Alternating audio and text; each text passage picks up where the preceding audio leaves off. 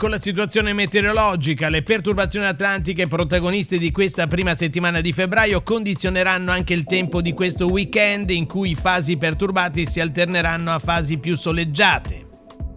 Nel corso del pomeriggio nel complesso il tempo sarà soleggiato, in particolare a ponente, nubi a levante ma senza conseguenze. Nel pomeriggio venti deboli meridionali ovunque, forti da ovest al largo, mare molto mosso per onda lunga da sud-ovest e con moto ondosa in aumento verso sera.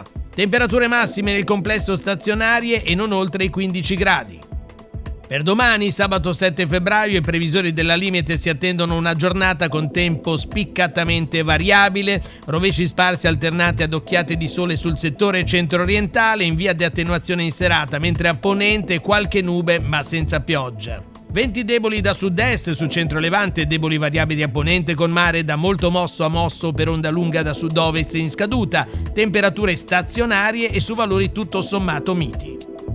Cenno alla previsione per domenica 8 febbraio, aumenta la nuvolosità con la possibilità di deboli piogge e temperature in moderato calo.